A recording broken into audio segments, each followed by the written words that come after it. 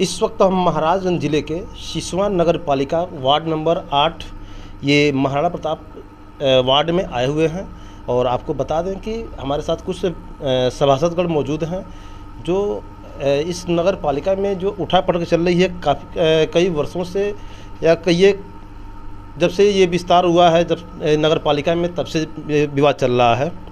आपको बता दें कि 31 दिसंबर 2019 को माननीय राज्यपाल द्वारा नगर पंचायत सिसवा को नगर पालिका बनाने का एक आदेश जारी करते हैं, जिसके बाद से जो है फिर ये 2022 में चुनाव होते हैं यहाँ पर 31 मार्च को, और चुनाव के बाद जो है फिर जो ये उस चुनाव में 17 गांव जो है उनको सीमा विस्तार में भी जोड़ा गया है।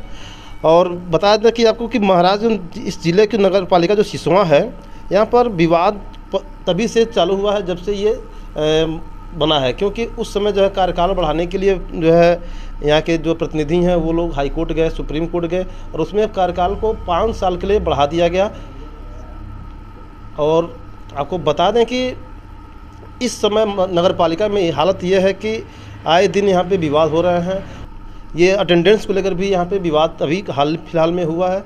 आइए हम जानते हैं कि हमारे साथ यहाँ पे विभा सिंह के जो है जो सभासद हैं उनके प्रतिनिधि इनके पति हैं। आइए इनसे हम जानते हैं कि मामला क्या है। ये बताइए कि नगर पालिका सिसवा में आए दिन विवाद हो रहे हैं, क्या कारण है, पहले बताइए इसके। इस समय जो विवाद चल रहा है वो आउटसोर्सिंग कर्मचारियों को लेके चल रहा है। अच्छा। क्योंकि हमारे वार्डों में, हमारे 25 वार्डों में सफाई को लेके सारे सभासद बार बार कंप्लेन कर रहे हैं। अच्छा। लेकिन उस पे जो है हमारे अध्यक्ष महोदय का ध्यान ही नहीं है।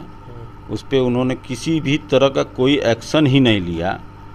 इसी बात को लेके शुरू से कि हमें कर्मचारी दिया जाए। अच्छा। कर्मचारी बढ़ाया जाए, लेकिन उनके पास कर्मचारी बढ़ाने का कोई व्यवस्था नहीं था। इस तरह का हमें सूचना उन्होंने दिया था। ठीक। और हम साफ़ सफाई को लेके ही परेशान हैं। अच्छा। साफ़ सफाई वार्ड में हो नहीं रही है, नालियां उफान कर रही हैं। जनता हमें डेली फ़ोन कर रहा है, परेशान कर रही है कि हमारे वार्ड में नाली नहीं साफ, हमारे घर में पानी घुस रहा है, गंदगी पड़ा हुआ है, कूड़ा है। इन सब चीज़ों को लेके इस समय जो आज की मौजूदा स्थिति है वो इसी को लेके स्थिति खराब बनी हुई है। जो अनिल गुप्ता जी का ये प्रकरण आप सामने आया हुआ है कि ये अटेंडेंस को लेकर के, इसके बारे में क्या कहेंगे आप? अनिल गुप्ता जी का कार्यकाल 1 से 1.5 महीने के अंदर ख़त्म हो रहा है।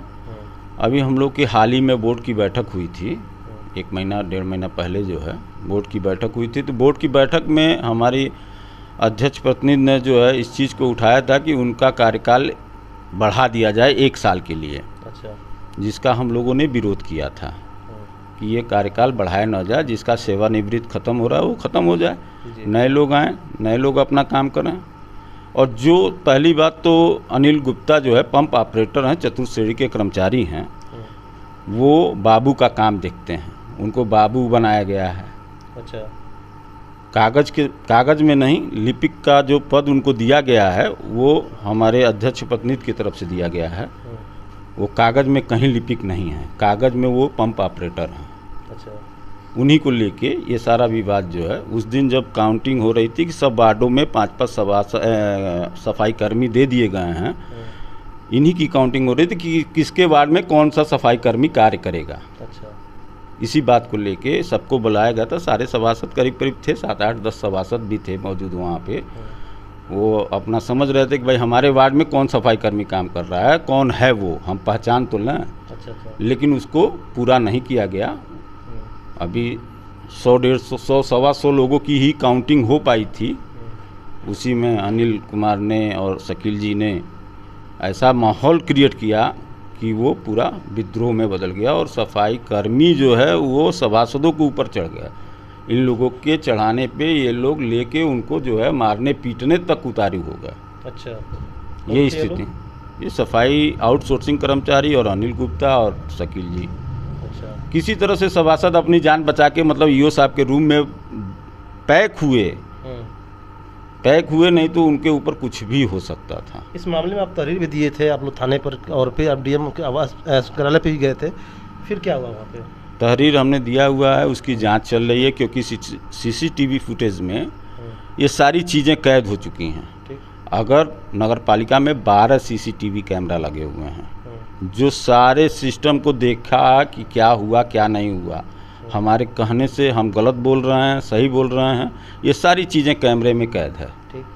और माननीय डीएम जिलाधिकारी महोदय के वहाँ हम गए हैं, उनको अपना जो भी हमें एप्लीकेशन देना था उससे संबंधित, जैसे अनिल गुप्ता के बारे में, उनके भ्रष्टाचार के बारे में, वो कितने बार निलंबित हुए, कितने बार उनको बहाल किया गया, उनको इसी बीच 8 तारीख को उनको जो है अपने पद से हटाया जाता है और फिर 24 घंटे के अंदर उन्हें फिर वापस पद पे लिया जाता है। अच्छा।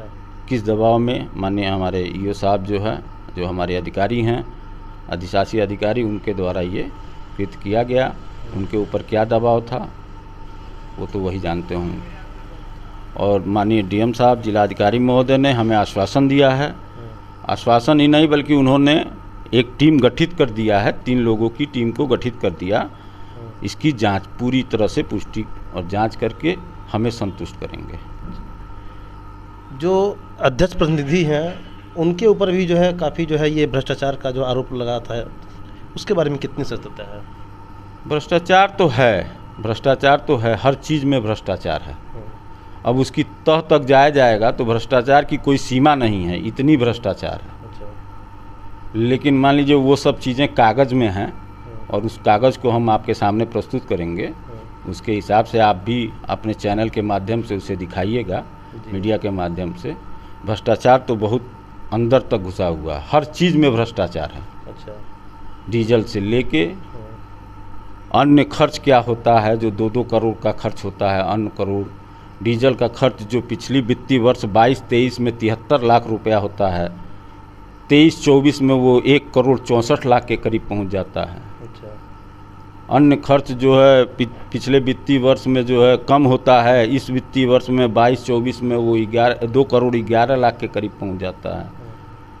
इस तरह के बहुत से अनियमितता जो है भ्रष्टाचार में आता है, जो कि जांच का विषय है, माननीय जिलाधिकारी महोदय को दिया गया है, वो उसकी पूरी तरह से जांच कराएंगे।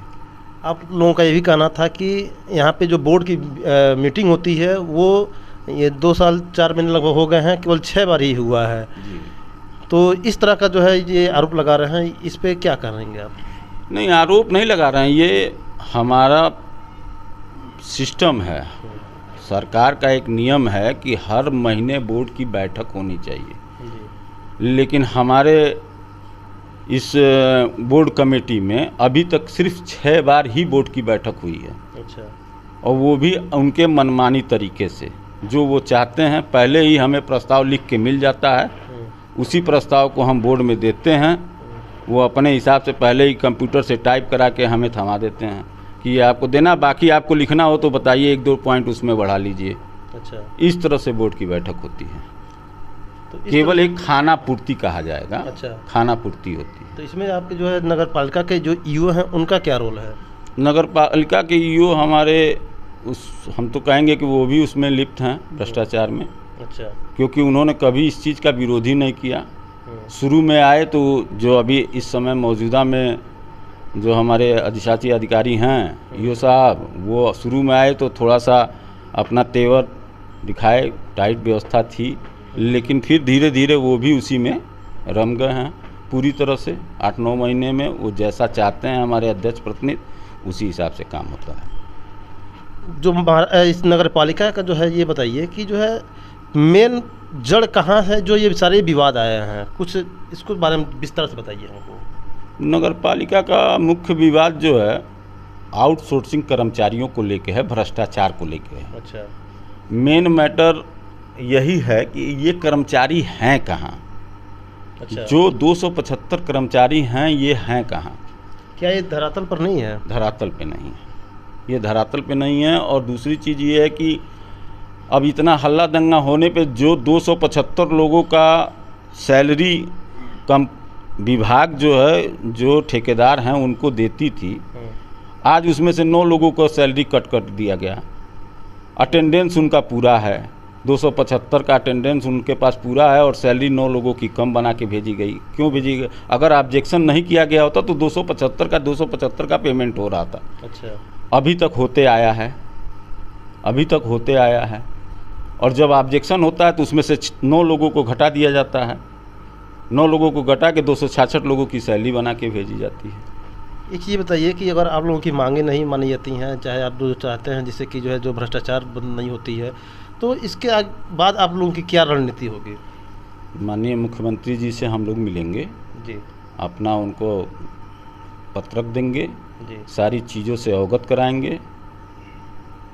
उसके बाद भी अगर नहीं माना जाएगा तो हम जो है एक सामूहिक रूप से हमारे सारे सभासद जो है एक वो इस्तीफ़ा दिया जाता है, वो इस्तीफ़ा हम लोग देंगे। भाई जब हम कार्य कर ही नहीं पाएंगे तो सामूहिक रूप से जाके इस्तीफ़ा दे दिया जाएगा। इसका मतलब ये है कि आप लोगों का ये मानना है कि नगर में जनता आप लोगों से सवाल करती है लेकिन आप लोगों के पास जवाब नहीं होता है। नहीं है, जवाब नहीं है। जनता का जवाब हम दे ही नहीं पाते हैं क्योंकि हम जनता का काम ही नहीं करा पा रहे हैं। अच्छा। जनता हमसे मांग करती है। जो भीड़ वहाँ इकट्ठा किया गया, 150 लोगों का चाहे 100 लोगों की भीड़ इकट्ठा करके जो हमारे ऊपर हमला कराया गया, हम लोगों के ऊपर, अगर वही जनता हम 100 जनता एक वार्ड से लेके वहाँ नगर पालिका में जाके वही हंगामा हम करें तो फिर स्थिति क्या होगी? स्थिति बहुत भयावह होगी। तो स्थिति और भयावह होती इनका कहना था। और आप ये सोचिए कि जिस नगर पालिका में सहमति नहीं होगी तो उस नगर पालिका का विकास भी नहीं हो सकती है।